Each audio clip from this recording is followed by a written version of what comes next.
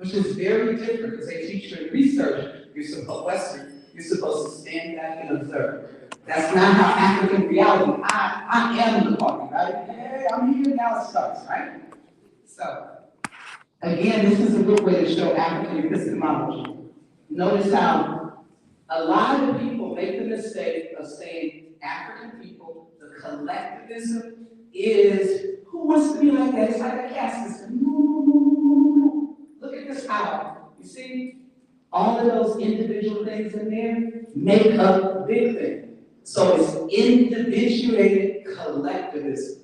You get the beat on, best you can be. But you're not doing it for yourself, you're doing it for the collective.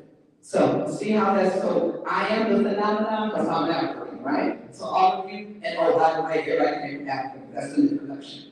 Okay, so for our code of ethics, right, we use Maya. Maya is truth, justice, etc. So in other words, you ain't playing with people doing objective research and trying to take advantage of that. So this is our code of ethics, Maya.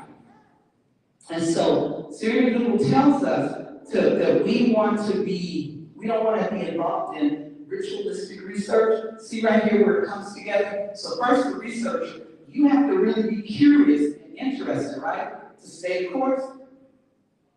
But you also have to meet the needs of the Black community. And there's a sweet spot right there. So again, you're not doing it just for you, you're doing it for everybody because you are everybody, right? So the sweet spot right there. So he calls it the intersecting interest theory. So this is where you're supposed to be if you're doing African-centered research. Otherwise, you're just doing Western ritualistic research. And so, how is Africana research that is different? It's not what or who we study, it is how and why it is studied. The purpose is to improve the lived experiences of our people, and we combine our curiosity with the needs of the community. Okay, and so Dr. Wade Nobles tells us there's three rules of these rules of engagement: respect, language, and worldview, and that we were swimming in deep water and decolonizing the African mind and affirming the African being. So basically, don't try to mess with the words because you change the meaning, right? And understand the worldview. And again, I'm going fast. Swimming in deep water, because he's like, what you're doing it for generations to come, right? So you're doing some serious work. Don't play with it, right? And this is an example of 7 generations, isn't that cool? There's 5 there, and then the baby, and then the pregnant mom. 7 generations. That's your work. If you do it well, it'll go out for 7 generations. Decolonizing the mind. Okay, so you see the enslavement in the middle, in the brain. Our brain still, many of us, we need to get over that. And then take off the white mask, right? Okay?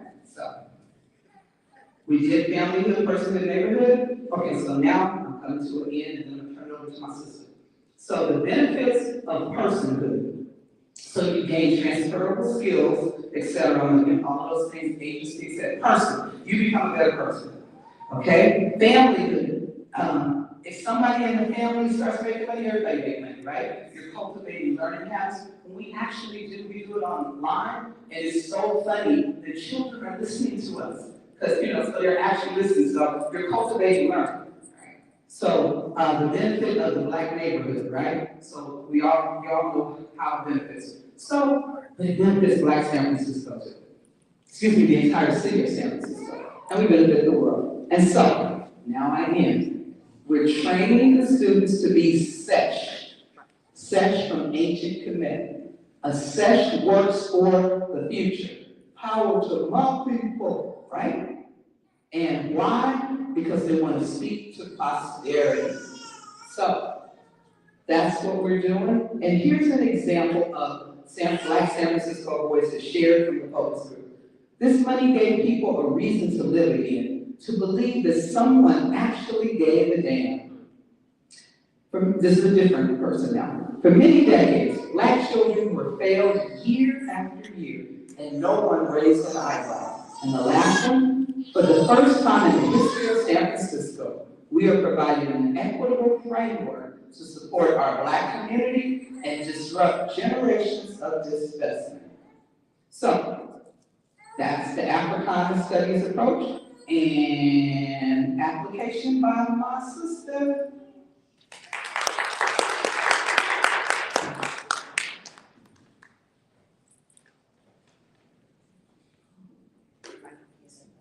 That's fine, thank you. Well, thank you, Dr. Nunley, that was outstanding. It's always wonderful, can everybody hear me? It's always wonderful to have someone that has the energy that she has. I'm not going to do all that moving around because I don't. But I do thank you for being here. So, what I am going to do is look at I'm going to look at how the worldview that Dr. Nunley just walked us through, how we applied it to the focus groups. And our charge was to, I have my little cheat sheet here. Our charge was to support sustainability of DKI, the DKI initiative, and expansion to other parts of the city. And in order to do that, what we did was to pull together some focus groups to support or triangulate the information that HRA had already gathered through surveys and questionnaires. And so the focus groups, let me,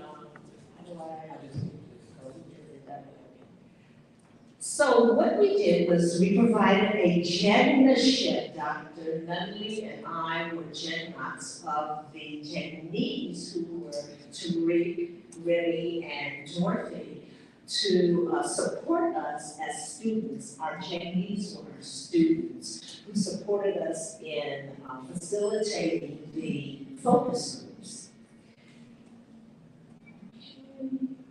But there was a challenge when we're talking about focus groups, which are city structure groups that we had in order to have a conversation. Because when we're looking at research and we're looking at the focus group method of collecting data, it has to be a conversation. And so our challenge was to make sure that the groups are culturally responsive. We wanted to make sure they had a safe Black space. We were looking at the participants who were the grantees and the participants from the community members that were able to demonstrate how the money was spent in the community.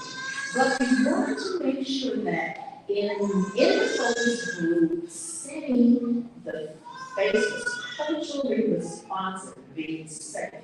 It had to be structurally balanced, and it occurred in an unnatural setting because of it being on Zoom, unnatural. So these were our challenges. I want to give a little history of the word chestnut, which Dr. Goddard gave us in 2021. He said the goal of generalship is to provide opportunities for the younger generation, students, community members, young professionals, to connect with a trusted elder to create pathways to success. And what Dr. Nunley and I did for our Japanese was we provided a pathway to success. Our Japanese have gone on to be leaders in the community. One is a leader in the San Francisco Unified School District.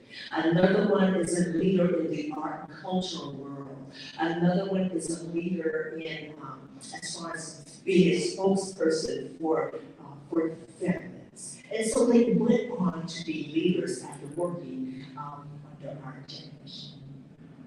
I'd like to take credit for that, but I think they came to us with those leaderships, you know. The 5 C's of generalship that Dr. Goddard shared with us is that they must be demonstrated being confident, competent, conscious, committed, and contributing. And our checklists, should I say, demonstrated all of these 5 C's. So when we're looking at the worldview framework that was presented by Dr. Nunley, we have to look at how Grills in 2006 defined it as discussed by Carroll. He says that perspective on experiences in life, the world, relationships with others, and self. It has to be an epicenter framework that is grounded in an African worldview of, what is it, ontology. What was ontology? The B, being and belonging. Axiology, which are values. Cosmology, the universe. And epistemology, which is our knowledge. And what we did was we brought these concepts into the focus group setting to get knowledge and experiences in these areas. This is how we apply it in the focus group. But before we did that, we framed our focus group by giving honor and thanks to our African ancestors, the past. And what we did was we wanted to make sure that people, that our participants in our focus groups were able to see the ancestors that we were giving thanks to. We gave thanks to those ancestors that came to San Francisco during the gold rush, because there were a lot of ancestors that came. That's how they came to San Francisco, because of the gold rush. We gave thanks to our ancestors in the state of California. And of course, we gave thanks to our ancestor, Sister Ella Hill Hutch, that was in the city of San Francisco, and the building in the Western Addition where Collective Impact is housed is named after her, Ella Hill Hutch Community Center. So when we started, we had to start when we were doing our protocols. We had to come up with an icebreaker. And icebreakers are, as you see from this photo here, where there's these individuals breaking ice, but we as Africans are warm people, and we love the sun. And Dr. Nunley and I, we had a big conversation about, well, what is an icebreaker? What's the history of it? What's the history of icebreakers? And I said, well, I think icebreakers are to sort of you to be nosy and be in your business. Okay, as to who you are, where you came from, what you like, And so what the history though is that there are conversations that support team building. So we had to come up with an icebreaker that would be a good team builder for our participants, our Black participants in the focus group. Something that, that they would all be able to identify with. And so what we came up with is the connection to San Francisco. We asked them how long they had been in San Francisco as an icebreaker. And it was really, it was very impressive, the feedback that we got, introductions we got, because the average time for all the individuals, and we facilitated 11 focus groups, but there was an average of like 35 years that people had been in San Francisco. We had a lot of native San Franciscans as well as transplants that came, and people were proud of their being in San Francisco, and so you could see the connection that took place just from the icebreaker of being in San Francisco. Axiology, how did we look at and apply axiology to the focus group? You know, axiology is the highest value of that as an interpersonal relationship between persons, that Ubuntu. It's the axiology. And that highest value is how we applied it by respecting the individual in the world. We gave them value by making sure that they were welcomed. When we welcomed them, we made sure that they understood that we were happy that they were in the room with us, that they took the time to come time out of their schedule to be a part of the focus group. We gave them value. We acknowledge each person in the world. Value is acknowledgement. Value is feeling good about who you are, that people want to be around you. And this is what we presented in the focus group. We were very, the word intentional keeps coming up. We were very intentional in making sure that our Black brothers and sisters in the focus group felt like we were acknowledging them, that we valued them in every aspect. When we had them introduce themselves in the focus group, was again we asked them how long they had been connected to the city of San Francisco. And in doing so, we also wanted them to give us their consent in participating in the group. And so we kind of made sure it was their introduction, and all I had to say was, yes, they consent to being a part of the focus group, and consent to the focus groups being recorded. Like I said earlier, the average time in San Francisco that was shared was about 35 years. Also in the introductions, we asked them how they wanted to be identified. And the term pronouns came up, but our culture recognizes the humanity in all. Once again, the Ubuntu. You are, therefore, I am.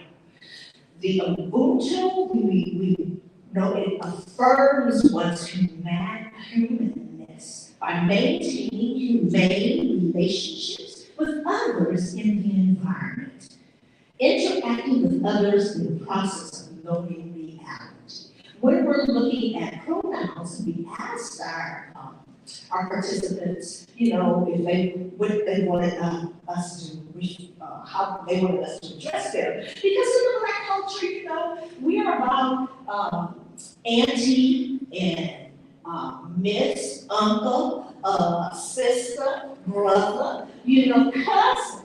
You know, we are really not about the he, she, her thing. You know, we want to be identified. You know, I'm from the old school because I am old. Okay, and so many of us do want to still be addressed as Mr., Miss, ma'am, sister, brother. The Ubuntu, therefore I am, pronouns. And many of our participants just want their first name and where the community center or the program they represented. Cosmology, how did we apply cosmology? Cosmology refers to the universe. Cosmology, the universe. And the Zoom space became the universe, a safe Black space. And in doing so, we asked that the representative from HRA be a Black face. And they were more than happy to accommodate us. But it was intentional. It was intentional because this money was given to Black San Francisco. And we wanted to make sure that on every level, Black San Francisco Francisco was represented. And in being represented, the H&RA representative came on and blackface. And he introduced himself as the technological person and went off screen.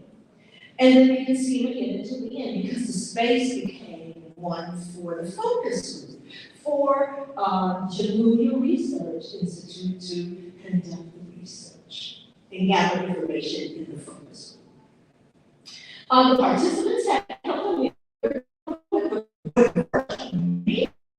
that were conducted via Zoom during the shelter-in-place era, but they were not familiar with focus groups. And so we had to familiarize them with our universe. Remember cosmology. We are applying the concept of cosmology from the worldview. So what we did was we gave them protocols. And I want to say this about our students. We, Dr. Nutley and I, were the principal investigators, but we said nothing. We allowed the Japanese were charged with facilitating the focus groups. And one was the session, it was a Tahuti, and the Tahuti was the tongue. And session.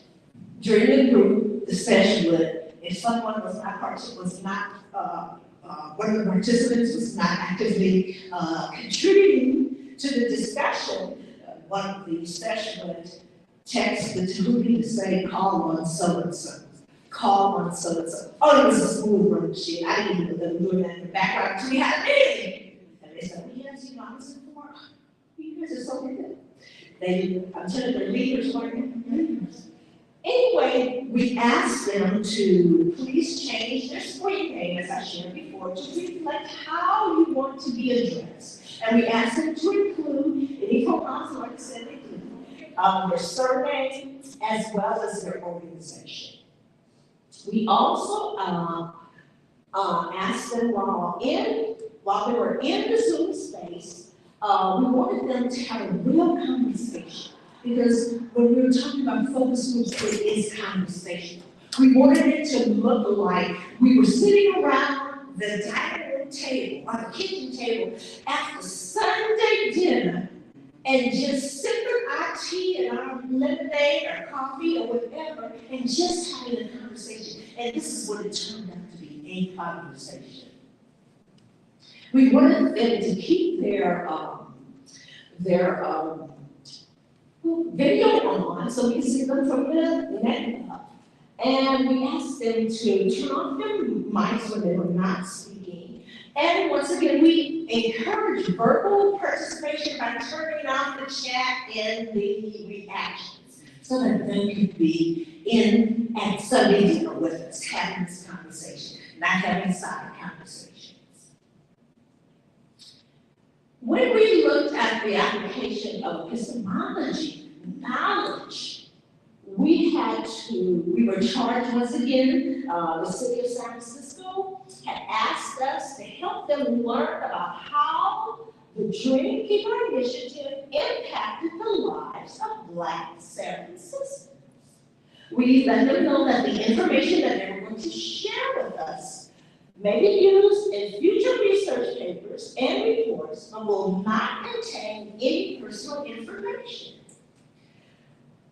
And we let them know that we were recording this session, but solely for the purpose of making sure that we do not miss any of their important information that they shared with us. Once again, we wanted them to feel valued. And we said, please know that we would protect their anonymity, which we did. We gave our participants agency and producers of the knowledge that we were collecting, epistemology. This was their story. And we wanted them to understand that that's what this was about. Them telling us their story, their experience with receiving the DAI funding. Epistemology, of course, is an expression, it's a phenomenon. And how do we as a people express knowledge? It's not always in words. We express knowledge with diameter. It doesn't always have to be that because we have our arms crossed, that means that we're not interested. Just because somebody's head is down doesn't mean that they don't want to hear what I have to say, or they don't want to be in the room. It could mean both. It could be, yeah, they may not be interested, but I still want to be here because you might say something that I can take away with you later on. I like Jose the other day we were meeting. He said, why can't we do both? He understood that. I hate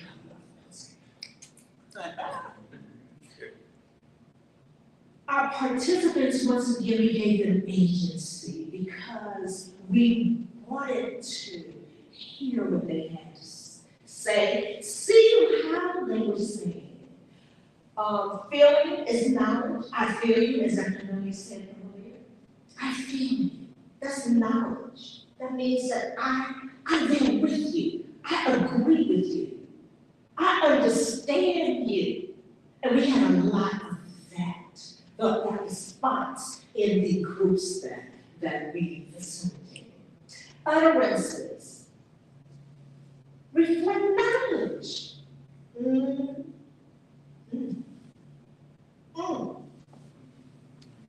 What you said? Knowledge. Knowledge. Tones, inflections. Knowledge.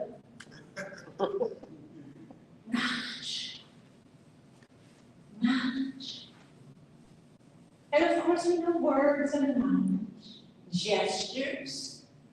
Knowledge. I was watching the young representative in Tennessee when they reinstated him to his office, and he did like this.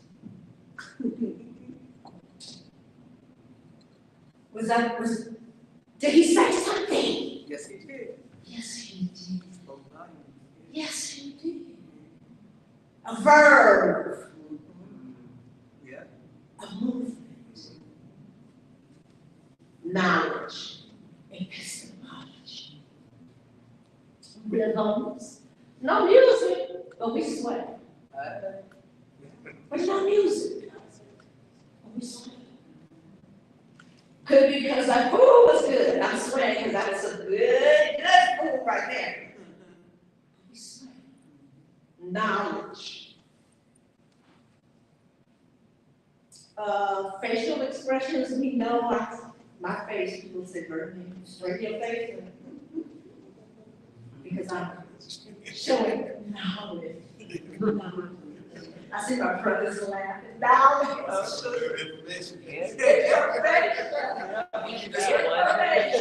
When you disrupted the church, mama look at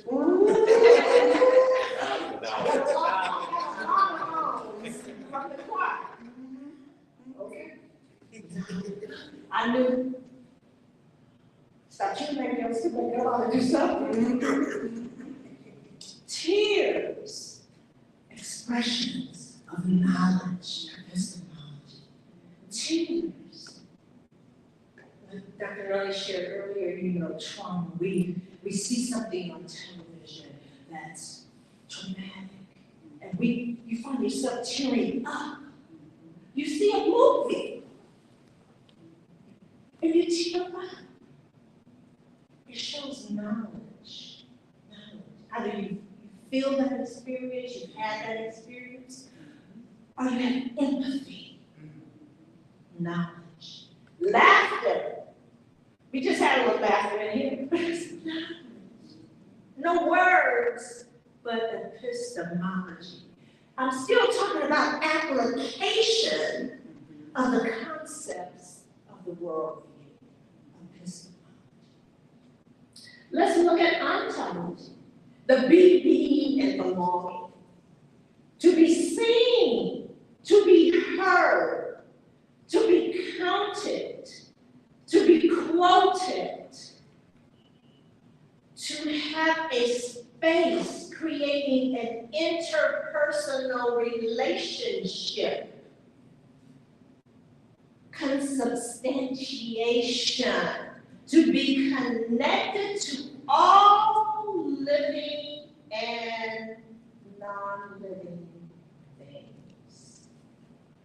To directly honor those who have been transitioned. In the group, one of the focus groups, there was honoring of how grateful a transition relative would be in knowing what San Francisco has done for the community.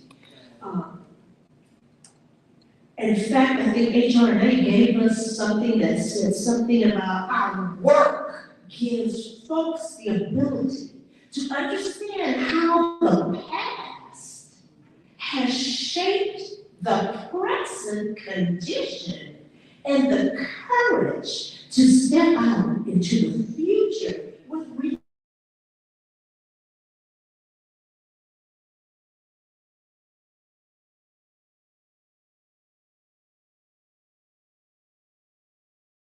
technology of being and belonging. To belong and not be judged.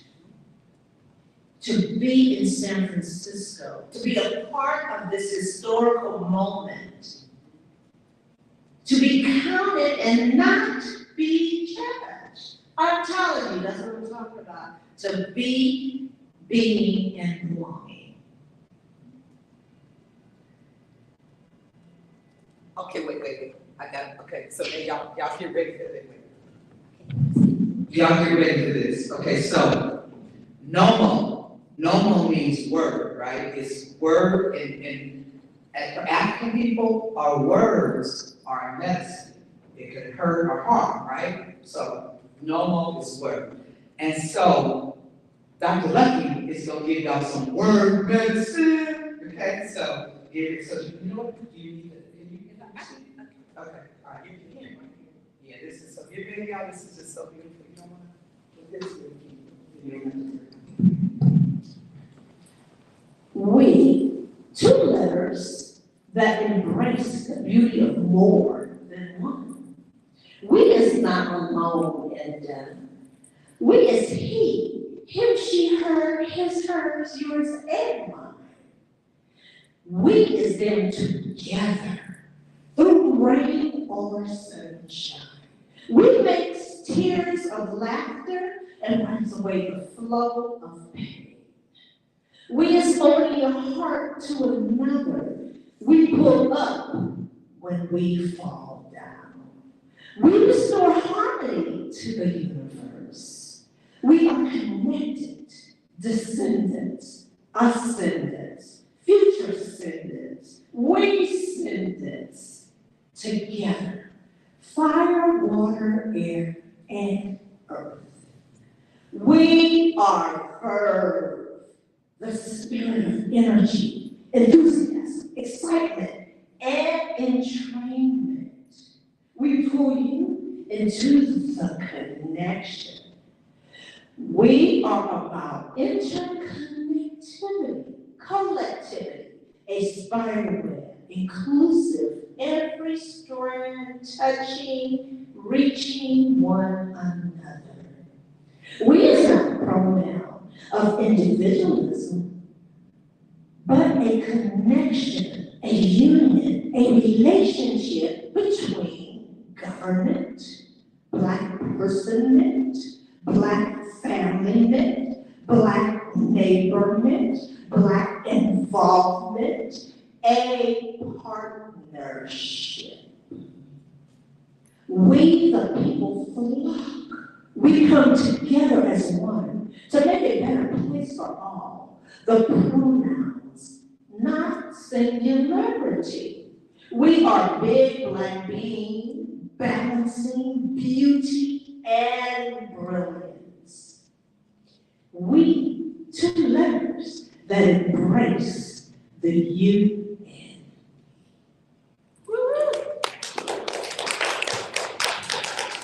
She really graduated. Y'all see that right? So thank you all. Now, we do Q&A if we got time, do you remember? We're gonna turn it back over. Dr.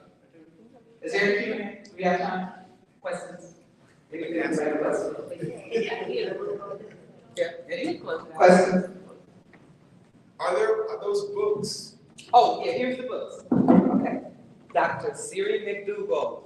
This is a research methodology book, and So Siri, he one of them serious scholars. Would you mind going back to the slides so I can take a picture of the books? Oh, okay. I would like to check them out. Some of them. Yeah, because he's the type of, he's a serious scholar, so. Yeah, he's a serious scholar, so he got all the different sites and stuff, theories, concepts, so it's really good for you working on trying to get that down. Say, oh, yeah, and then I could, give me a number, I could be over there, you can say, no, Dr. Monroe, I don't understand that. Okay, go ahead. Dr. Nunley, what's the future of this university? What are some of the things that you envision planning out?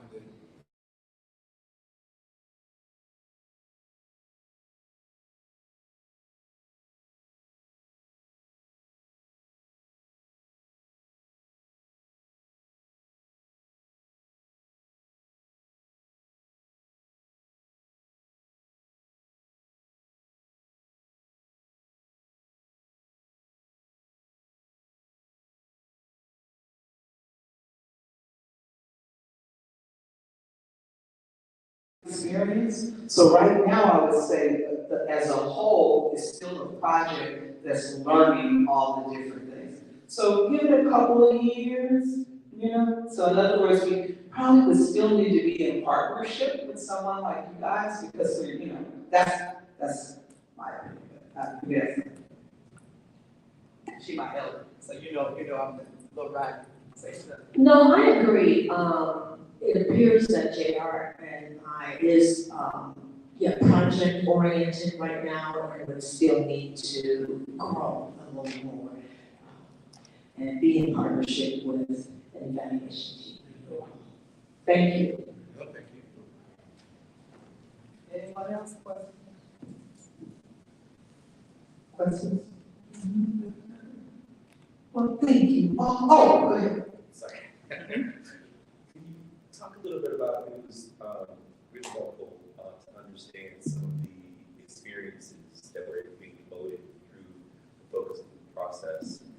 Can you talk a little bit about some of that, the way that it sort of came through? You know, because this has been a journey for Black San Franciscans. Right. It's been a long journey of disenfranchisement and neglect. And so some of that emoting that came through in the focus groups, you know, just the pain and just sort of the some of that trauma. I think it's important to, you know, share how some of that came out. Yeah, okay, so first I'm gonna go real simple and actually kind of funny. Remember, I gotta make sure I identify people. One of the individuals said, and this is one of our proud Black San Francisco queens said, ooh, I'm gonna give me one of these focus groups, 'cause this is fun, right? How do I do this thing? And so that was funny and cute, but it also spoke volumes and said that the community, like, we don't understand research. I mean, she thought this was just a big old party, right? But very much aware that you did inform us, and we told you it was research, that it was so much fun that it was like, I want to have one of these. So that was the fun. The sad thing was when they start talking about some ancestors that used to live in San Francisco, don't anymore, and, because they were either, pushed out. That was really sad to hear. And it was sad to hear about how, some of the older people in San Francisco are, in the Laguna Honda home right now, and nobody visits them. That was sad to hear.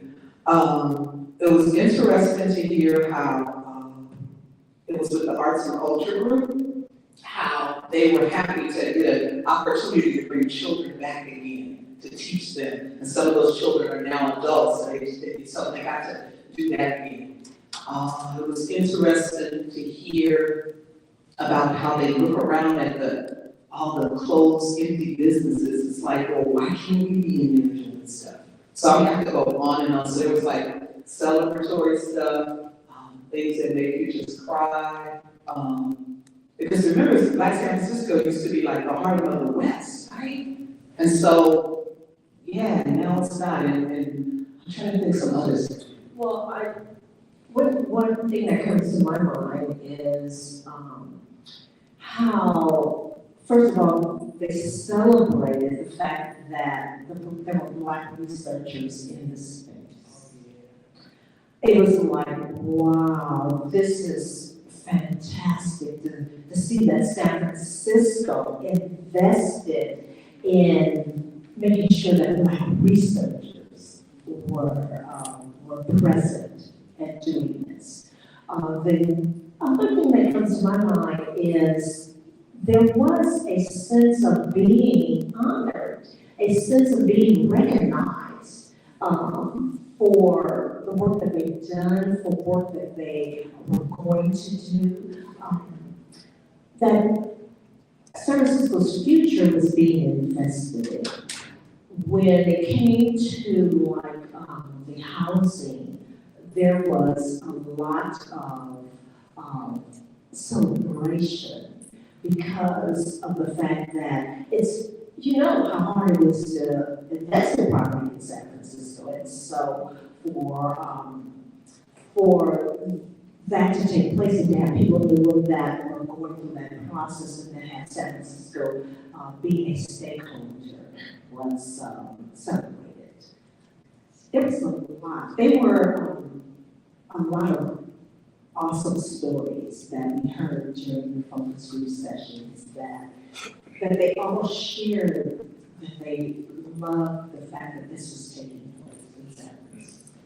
And now it reminds me too, remember the group, they were talking about how they've always been the one on the ground doing the work. And all these other people come and act like they know what to do, and they really don't know how to do it. And now they have a chance to voice that. Remember, it's like, but for them, credibility was real important. It's like, okay, so San Francisco has given money, but now we gotta make sure that the money's spent right and it comes when it's supposed to, et cetera, because their name is on it, right? So they are a part of the neighborhood as opposed to someone from downtown sending the money. It's like, we live here, right? So if we say it's gonna happen, it has to happen. And some of them like, particularly Director James Spangola, which we made Dr. Stan, right? In the community, he's called Uncle Stan. He would, so he was one of the people that got money, and then he would fund the different projects. And he would he'd rob Peter to pay Paul to make sure people got paid in DKI, because his name was on it, right? And so it's a whole different thing when you are the researcher, you're a part of it, you're gonna make sure it's right? Because I'm not talking pro Black, right? But she ain't giving us no money. And so that was interesting to hear them talk about that and how the agency gave them, I can give money. And remember God was talking about, he gets to he could write again, he could be an artist again, instead of having to he got to work and it's a side thing, it could become his thing. And it was like really, really exciting to hear things like that. So yeah, it was feeling all special, right? It was cool. We were so special too, no? So, consider it, this is like real deep and thorough. How can we take this back and teach this to young people? Or how can it be taught to young people? So it can, this right here can be your blueprint. It's easy to read. And then he, like I said, he's that kind of scholar. He got all kinds of citations. He tells you blank theories and concepts, and you can pick whatever works for you. And so, and he's very amenable. Like I said, I'll give you his connection. So you can do it. You can do it. You just do it really, really basic. I've taught research methods before though, but you can just, you just dip your toe in the water, and and then there's a whole bunch of people that will welcome and help you. But the first thing is understand, like Dr. E.P. Flannery from Temple, she came in to talk about, y'all be doing research all the time. I'm gonna follow, just helping you understand research is a part of your everyday life. Oh, here's something funny. The last, I had to teach them research words. It's like investigation, interrogate, consent, and for they like, that sound like popo words. That's like, I know these research words too, right? So just things like that. Because they're like, oh, don't use that word. It's like, no, we are investigating. Yeah, so you know what I'm saying? So you just, how do you eat an elephant? One bite at a time. But you gotta start eating elephant, because the elephant of research is all of them. And it's controlling stuff, right? And so we have to begin to talk about these things and stop letting people do research on us, but we can't be afraid. It's like, I didn't investigate nothing, I didn't interrogate, do you see what I'm saying? It's something that, kind of like black people in swimming, we've been taught not to do that because it's you can do this. I'll let you girl do something. Go ahead, Susan. So I'm curious to know how you were able to integrate these approaches into the way that you formulate your research questions for the focus groups. Well, so HRNA, that's our partners over there. So they told us what they need, the overarching thing, and they said, do you. So you have to work with people who are willing to trust you that you can do it. So they didn't try to monitor us, same with DKI, they didn't tell us what to do. It's like, we need to get over there. How you get us there? It's just as long as we get there. So you have to partner with people who are gonna let you have the freedom to be your African self.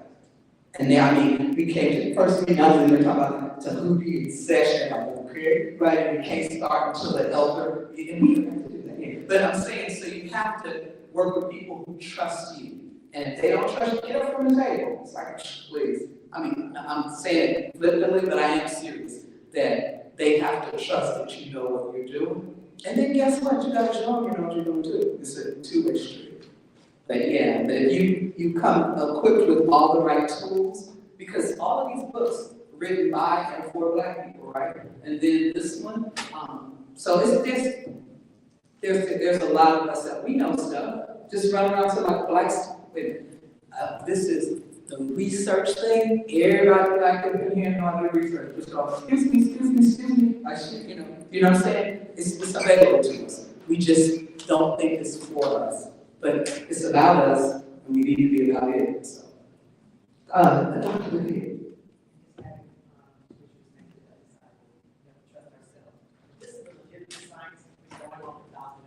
Wait, come on. You didn't hear it. Come on. Because this is my sister right here. So one of the things that we're not trying to do a counter narrative, we're doing a corrective narrative. So just I'm saying on the other side is trusting yourself, understanding that African science is legitimate science, has been around for tens of thousands of years. This white stuff we do now just came along. We've been doing this forever. We are research. We have invented research. And so we stand in that truth.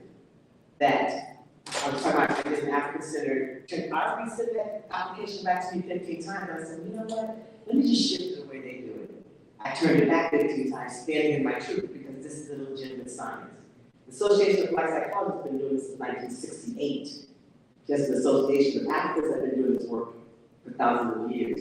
So if we begin to stand in our truth who we are as African people, we begin to stand in the truth that our science is not only just as legitimate, but older. Right? There's more validation, there's more interest, it's been done everywhere. That the other side of that is we walk into the room. This is the truth, this is the research. We have thousands of citations. It's not, we have a journal of black psychology that's been doing this since 1968. So when people say, well, where is the research? Where is 1968 to 2023, the Association of Black Psychology has a journal called the Journal of Black Psychology, and hundreds of books in this science. It makes sense that you don't know about it because the powers that be don't want you to know this is legitimate because it keeps them in power. So, i.e., when they apologize, the Association of Black Psychology says, no, accept your apology. What are you talking about? Right? You've been doing this to our science. That's why we grabbed the mic in 1968 out of the president's hand and said, no more. We can be doing this. So again, training people, reading people, you gotta read. You gotta read, you gotta study, you gotta reach out, and then stand and do this. Thank you. Anyone?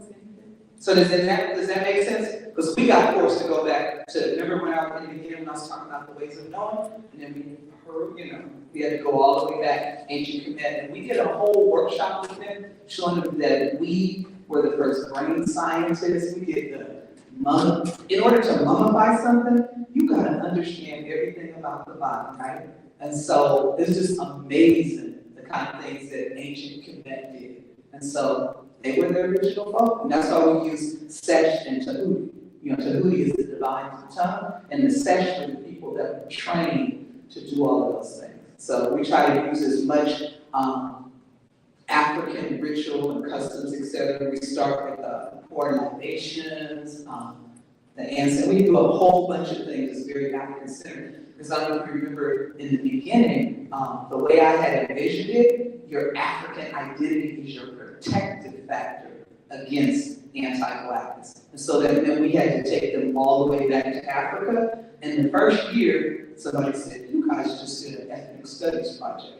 It's like, okay, because we had that first, everybody had to understand their African self. Now we're starting to do the research part of it.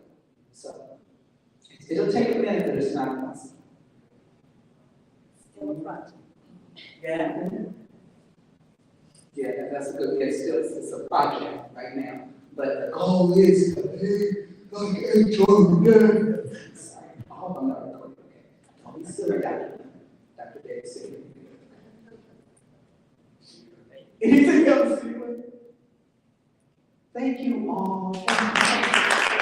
And please come back at 6 o'clock. 12:30, reception is 5:30. Yeah, but I'm to come back, I'm saying to tell.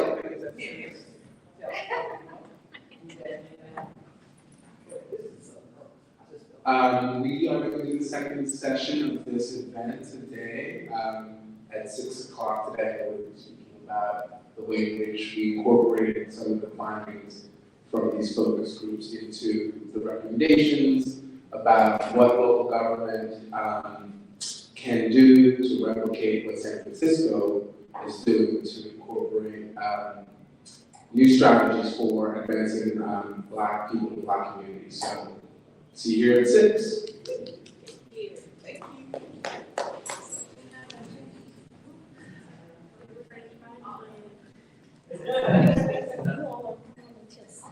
Yeah. A big one. But yeah, it's a Friday night party. It's a Friday night party.